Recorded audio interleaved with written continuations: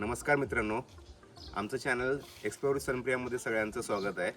आज आपण निघतोय श्री क्षेत्र दानम्मादेवी कुडापूर आणि आजचा प्रवास खूप खास असणार आहे मित्रांनो. आज आपण पुण्यातून नाही तर आमच्या गावातून घरातून निघतोय श्री क्षेत्र दानम्मादेवीकडं. तर या प्रवासामध्ये आपण मंदिराविषयी संपूर्ण माहिती घेणार आहोत. तसेच मंदिराची दर्शनाची वेळ काय असणार आहे, तसेच भक्तनिवास काय आहे तिथं ऑप्शन्स, तसेच अन्नछत्र जे प्रसादाला आपण म्हणतो त्याची वेळ काय असणार आहे ह्याबद्दल इन्फॉर्मेशन घेणार आहोत. तसेच देवीची जी पौराणिक कथा आहे त्याबद्दल पण आपण जाणून घेणार आहोत. त्यामुळं व्हिडिओ शेवटपर्यंत बघा.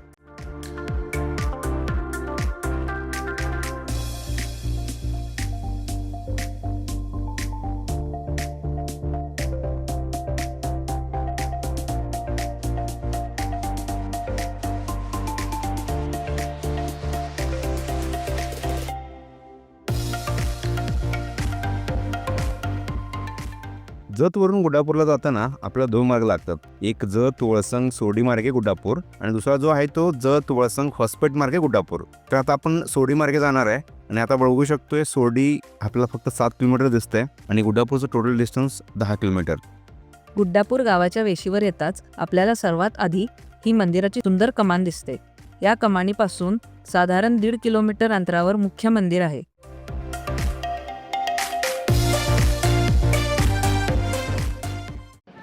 समोर आपल्याला मंदिर दिसतंय.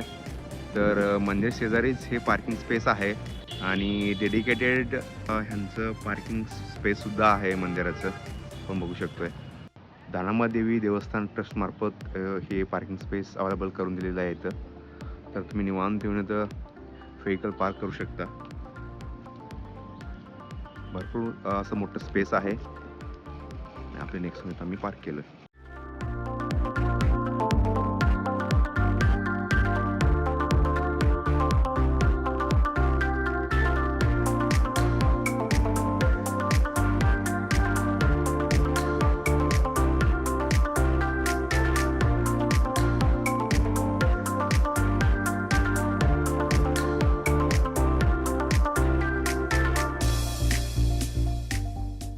तुम्ही बघू शकताय मंदिर परिसरामध्ये देखील पार्किंगची व्यवस्था आहे, पण इथं लिमिटेड स्पेस आहे. आधी मी जसं सांगितलं होतं की तिथं डेडिकेटेड पार्किंग आहे, त्यामुळे इथं जास्ती स्पेस आहे. तिथून मंदिराचं अंतर ऑलमोस्ट 200 मीटरपर्यंत असेल. मंदिराजवळ पोचल्यावर लाल दगडात बांधलेली भक्कम व मजबूत अशी तटबंदी आणि एक भव्य प्रवेशद्वार आहे. या प्रवेशद्वारावर 5 मजली गोपूर आहे, तुम्ही बघू शकता. प्रवेशद्वारातून आत आल्यावर मोठं प्रांगण आहे. मंदिरासमोरच प्राचीन दीपमाळा आहेत ज्या मंदिराचं सौंदर्य आणखी वाढवतात. आत आल्यावर इथे वर दर्शन मंडपावर असलेली भली मोठी नंदीची मूर्ती आपलं लक्ष वेधून घेते. हे मंदिर शरणश्री वरदायिनी दानम्मादेवींचं आहे. दानम्मादेवी म्हणजे दयाळूपणा, करुणा आणि माणुसकी यांचं जिवंत उदाहरण. लोक त्यांना माता पार्वतीचा अवतार मानतात आणि गरजूंना मदत करणारी देवी म्हणून मनापासून त्यांची भक्ती करतात. 12व्या शतकात सांगली जिल्ह्यातील जत तालुक्यातील उमराणी या गावात दानम्मादेवींचा जन्म झाला. त्या महात्मा बसवेश्वर यांच्या समकालीन होत्या. त्यांचं मूळ नाव होते लिंगम्मा. त्यांचा विवाह शुंग गावातील संगमनाथ नावाच्या शिवभक्ताशी झाला. पुढे दोघेही गुड्डापूरला आले. येथे दानधर्म करीत लोकांना नीतिमान आयुष्याचे धडे देत लिंगम्मा नेहमी अन्नदान व दानधर्म करीत. त्यामुळे पुढे महात्मा बसवेश्वरांनी तिचे नाव दानम्मा असे केले. पुढे दानम्मा देवींनी सोलापूरचे सिद्धयोगी सिद्धरामेश्वर यांच्याकडून शिवदीक्षा घेतली. त्यानंतर त्या बसवेश्वरांनी स्थापन केलेल्या अनुभव मंडपात सहभागी झाल्या. ते ठिकाण म्हणजे सगळे समान असलेले एक आध्यात्मिक व्यासपीठ होतं. इथे सगळे आपले अनुभव मांडायचे, विचार शेअर करायचे आणि सत्याचा शोध घ्यायचे. याच विचारमंथनातून पुढे वचन साहित्याची निर्मिती झाली. दानम्मा देवींची साधना खूप शांत व एकाग्र होती, म्हणूनच बसवेश्वरांनी त्यांचा आदर्श म्हणून उल्लेख केला. संत बसवेश्वरांनंतर लिंगायत धर्मावर मोठा अन्याय झाला. अनेक शरणांना आपला जीव गमवावा लागला. हा काळ इतिहासात कल्याण क्रांती म्हणून ओळखला जातो. या कठीण काळात दानम्मा देवी खऱ्या अर्थाने गंभीर बनल्या. आपल्या पती संगमनाथांसोबत त्यांनी अन्यायाविरुद्ध लढा दिला, शरणी सेनेचे नेतृत्व केलं आणि समतेसाठी ठामपणे उभ्या राहिल्या. यानंतर दानम्मा देवींनी संपूर्ण भारतभर प्रवास करून बसव तत्वांचा प्रचार केला. त्यांच्या तपश्चर्येमुळे आणि लोकांवरील मायेने आजही भक्तांच्या मनात त्या आईसारख्या वास करतात. गुड्डापूर हे दानम्मा देवींचं समाधीस्थान आहे. इथेच त्यांना लिंगैक्य झालं. म्हणूनच हे मंदिर एक अत्यंत महत्त्वाचं श्रद्धास्थान मानलं जातं.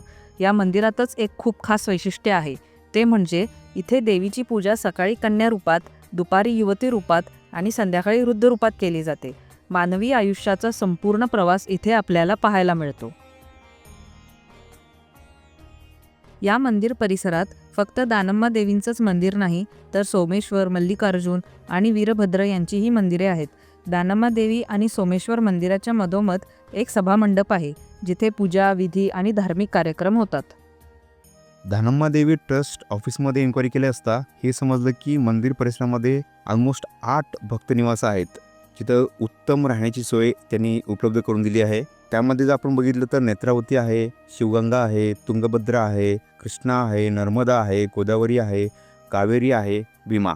हे नद्यांच्या नावावरून त्यांनी भक्तनिवासाचं नाव त्यांनी नामकरण केलं आहे. रूमचं जे प्राइसिंग जर बघितलं आपण तर स्टार्टिंग 150 रुपये पासून ते 1000पर्यंत वेगवेगळ्या टाईपचे AC, नॉन AC, हॉल. त्यामुळे इथं आल्यानं तुम्हाला राहण्याची व्यवस्था एकदम नीटच होईल. ह्या सर्व भक्तनिवासाबद्दलची पूर्ण इन्फॉर्मेशन दानम्मा देवी ट्रस्टच्या वेबसाईटवरती अवेलेबल आहे. त्याची लिंक आम्ही डिस्क्रिप्शन बॉक्समध्ये शेअर करू.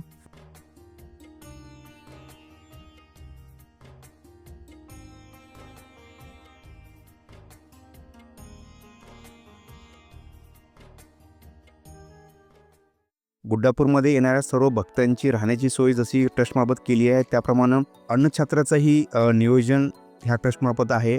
मंदिरापासून अवघ्या 500 मीटरवरती हे अन्नछत्र आहे. त्याचं टायमिंग असं आहे, दररोज दुपारी 12 ते 3 आणि संध्याकाळची 7 ते रात्री 10 ह्या वेळेत महाप्रसाद तुम्हाला मिळतो.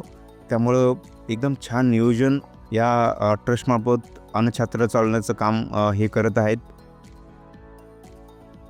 आता गुड्डापूरबद्दल बोलायचं झालं तर जतपासून ऑलमोस्ट एक 23 किलोमीटरवरती हे गुड्डापूरचं श्री क्षेत्र आहे.